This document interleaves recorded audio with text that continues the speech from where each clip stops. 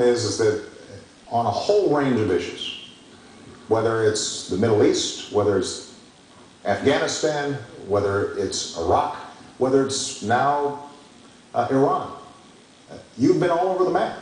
I mean, I'm pleased that you now are endorsing our policy of applying diplomatic pressure and potentially having bilateral discussions with the Iranians to end their nuclear program. But just a few years ago, you said that's something you'd never do.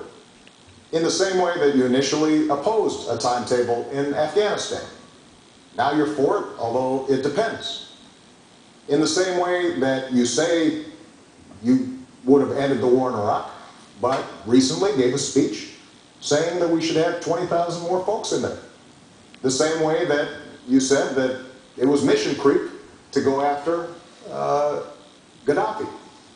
When it comes to going after Osama bin Laden, you said, well, any president would make that call. But when you were a candidate in 2008, as I was, and I said if I got bin Laden in our sights, I would take that shot, you said we shouldn't move heaven and earth to get one man. And you said we should ask Pakistan for permission. And if we had asked Pakistan for permission, we would not have gotten it. And it was worth moving heaven and earth together.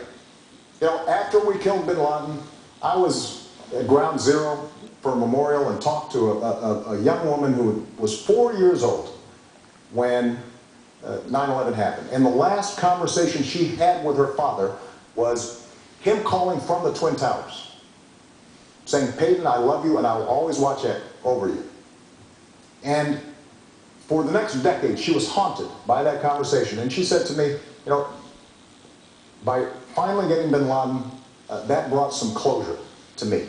And when we do things like that, when we bring those who have harmed us to justice, that sends a message to the world, and it tells Peyton that we did not forget her father. Right. And I make that point because that's the kind of clarity of leadership, and those decisions are not always popular.